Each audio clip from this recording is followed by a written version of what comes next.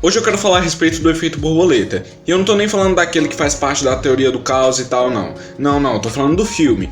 Efeito Borboleta é o meu filme favorito até hoje, por tudo que ele me fez sentir quando eu assisti ele. O plot twist nada esperado no final, o fator dele conseguir me fazer reassistir ele em várias fases da minha vida. E, por sinal, não, esse vídeo não tem spoilers. Eu quero que vocês tenham uma primeira experiência pra quem ainda não assistiu. Esse filme, ele retrata o efeito borboleta e também a viagem no tempo, mas vamos por partes. Primeiramente, o que é o efeito borboleta? Essa é uma teoria até que simples, que diz que o bater de asas de uma borboleta pode causar um tufão do outro lado do mundo. Pode parecer algo bem absurdo à primeira vista, mas se você parar e pensar bem, isso faz bastante sentido. Até porque é uma espécie de metáfora, tipo não se pode julgar um livro pela capa. E assim como não se pode julgar um livro pela capa significa aparências enganam, essa frase do efeito borboleta quer dizer que ações pequenas podem influenciar enormes catástrofes. Dando um exemplo, imaginemos que um garoto inocente e desavisado aperta um botão que ele viu porque ele achava legal, porque, enfim, é uma criança. Infelizmente, apertar aquele botão significava causar a detonação de uma espécie de bomba, que serviria para implodir um prédio antigo. Como aquilo ainda não devia acontecer, pessoas podiam estar por perto e se ferirem por conta do acidente, além do enorme estrago que aquilo seria.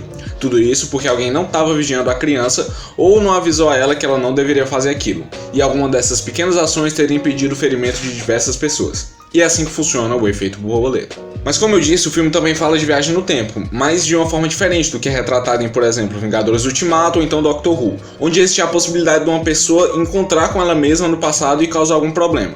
Diferente desses dois, nesse filme o protagonista, que é quem realiza as viagens, ele controla o corpo dele quando ele era mais jovem, no momento que ele voltou. A sinopse do filme é sobre um cara que durante a infância e a adolescência, ele tem uns apagões em que ele tá fazendo alguma coisa, de repente quando ele se dá conta ele tá fazendo outra coisa em outro lugar sem se lembrar do que aconteceu nesse meio tempo. Desesperado, ele começa a notar o que acontecia antes de ele apagar e o que acontecia depois, indicado por um médico. Na adolescência dele, chegando na fase adulta, esses apagões eles param. Quando ele já é um adulto, ele encontra um caderno em que ele anotava suas memórias e descobre que quando ele lê elas, ele volta para o momento em que ele havia apagado quando era criança, sabendo assim o que havia ocorrido.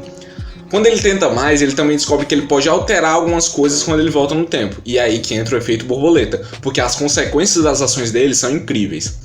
O filme foi dirigido por Eric Brass, Jay McGruber e conta com um elenco de atores como Ashton Kutcher, que é o Kelsey de Dead 70 Show, que é uma série que eu gosto muito, e faz parte do elenco de The Ranch, e outros atores como Amy Smart e Elden Henson. Ele é um filme que, apesar de receber algumas avaliações negativas ao longo da internet, ele foi um filme que me agradou bastante, além de fatores que ele retrata, como o abuso infantil e o suicídio, por mais que não tenha sido tão bem abordado assim. E é claro, a trilha sonora dele, e eu recomendo fortemente para todos vocês, mas, apesar de tudo, ele não é exatamente um filme bom.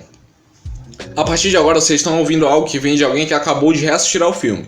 Ao reassistir ele, eu lembrei de um vídeo chamado O Melhor Filme de Todos é Ruim, do Isaac Ness.